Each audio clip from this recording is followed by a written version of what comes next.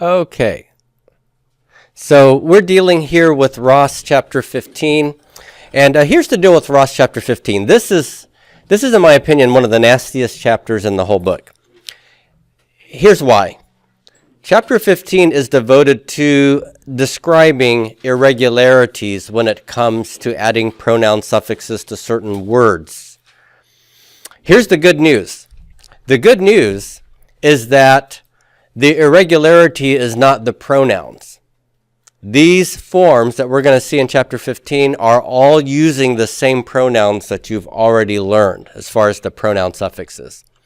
The irregularity here really has to do with what happens to the noun when you add the pronominal suffix in Hebrew to it. Okay? So it's really noun irregularities rather than pronoun irregularities.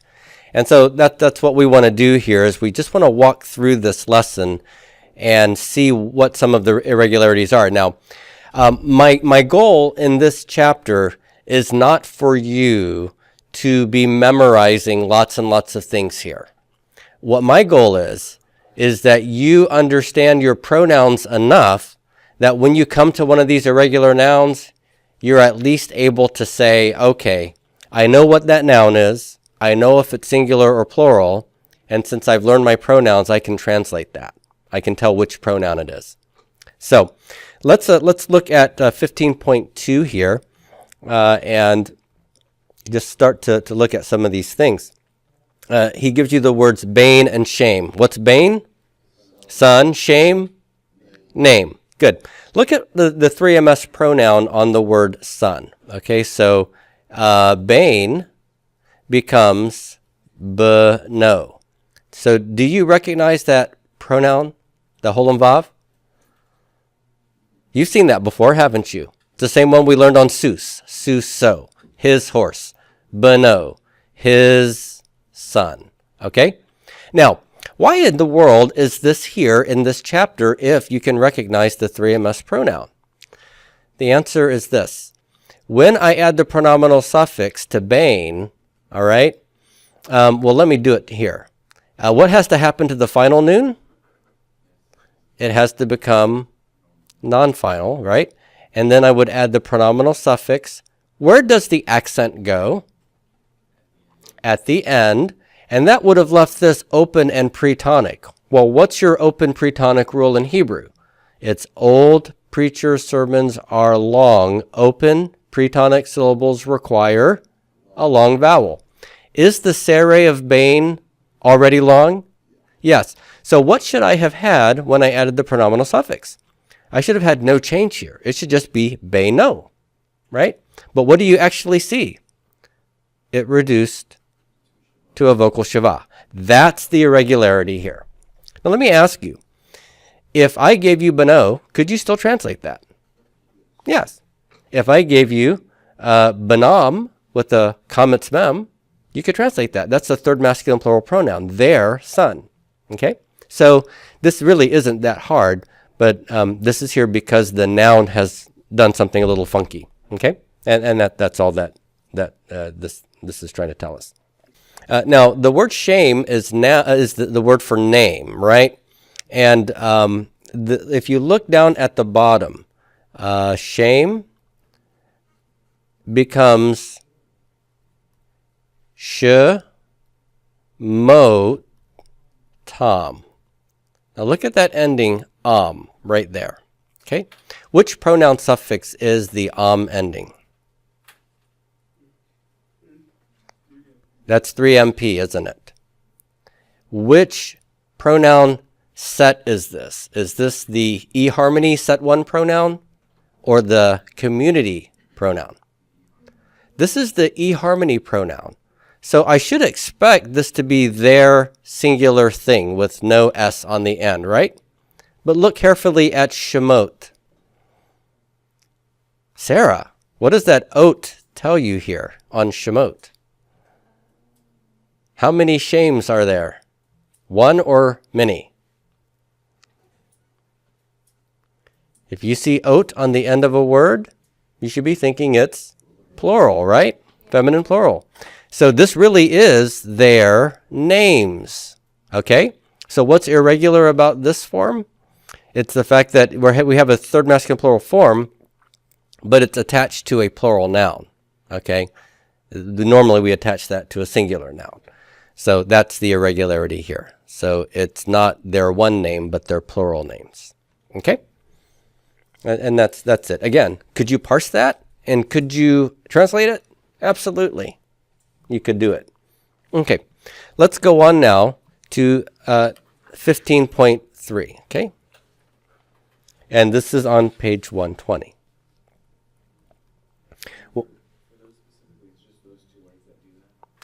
Yeah, they follow this pattern. You might come across other nouns that do that, and you'd find them in the lexicon. These are common nouns where you have this irregular pattern. Now, number 15.3, we have the words av and ach. What is av? Father. Good. And ach is brother. And they sound very similar, don't they? And they behave sort of similarly, except for this. Av forms its plural by adding what ending? You remember? One av, father. Father's is not avim, but avot.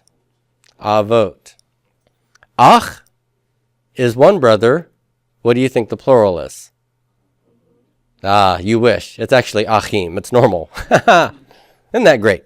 Okay, so let's look and see what happens here.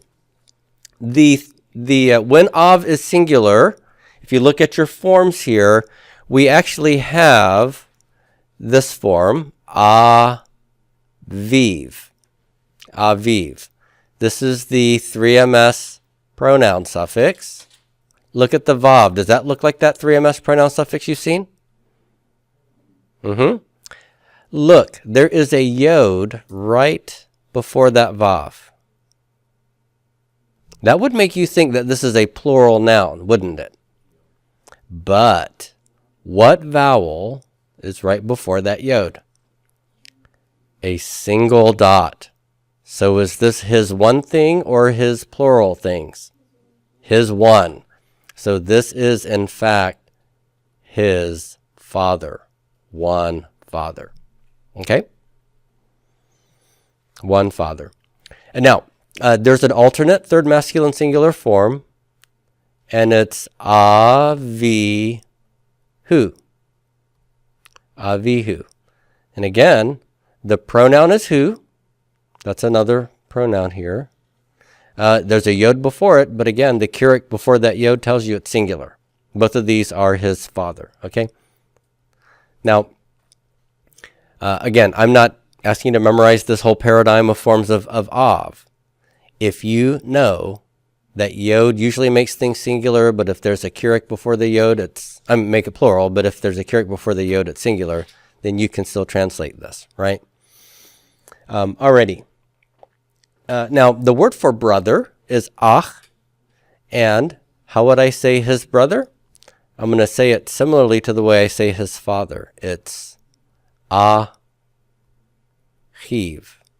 Okay? His brother. His bro. There you go. And I could have the alternate form, achihu, his brother. All right. Let's just walk down a little further in the chart. And actually, why don't you read these with me? Let's start at the top on the left. Everybody, Aviv, his father. Avihu is his father. By the way, if you've ever read in the Bible about Abihu, you ever heard of Abihu? There's a story in Numbers about Nadab and Abihu. It's really pronounced Avihu. Avihu. In Texas, we say Nadab and Abihu, but it's Nadav and Avihu. Okay? His father. Okay, next we have Aviha, her father. Avicha, you man, your father. Avich, your father, woman. And Avi is my father. If you've ever seen the name Abimelech, it's Avimelech. So that could be translated as my father is king. Going down to the other forms on the next rows, avihem and avihen. Hem and hen, there, male, female, right? But they have one father. The yod has a kirik before it. Avichem, avichen. Y'all's father, male and female, y'all. Kem versus ken. And then avinu is our father. Okay, and then for brother, everybody, achiv and achihu, his brother. Achiha, her brother. Achicha and achicha. Achicha is your brother. Achich is your brother, woman.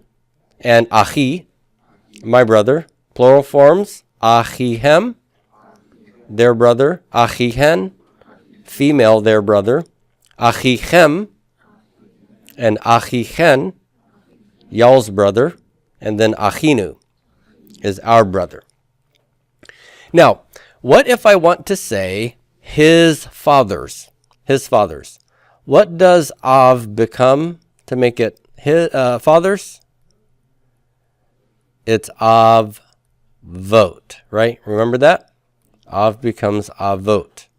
Now, it's to this that I'm going to add my community pronoun. And for the 3ms, his fathers, I'm going to add kametz, yod, vav. Okay? Avotav. Where's my accent here going to be? It's going to be on the final syllable. So, the vo is open and pretonic.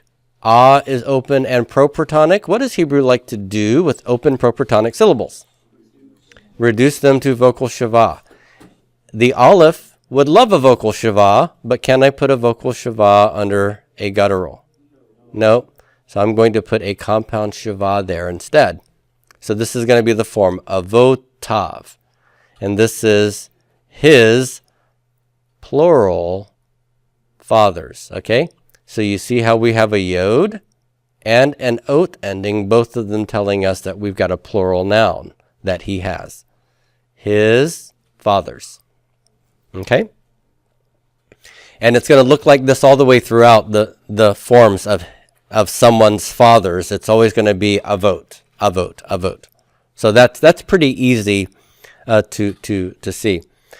Look at what happens with his brothers. Okay? The form we have here for his brothers is echav. Okay? Echav. Do you see the ach here, just with the sagol? Okay, this is ach with a sagol. You see the yod of the plural form and the 3ms pronoun here, right? So this is his brothers. Why doesn't it look like avot? Because ach does not form its plural with ot. It's im. But to add the pronouns, we drop the im and add the helping vowel and then the pronoun. Okay, so his brothers. Echav. Don't worry about the vowel pointing here. I know this is not normal because you're thinking ach with an a vowel. Okay, what's important here is that you know that this is the word brother, that the yod makes it plural, and you know which pronoun comes after that yod. 3ms, his brothers. Okay, so if we take this one, he, hem, like this, okay, what do we have? We have the ach, you know that's brother. We have the yod, that means brothers.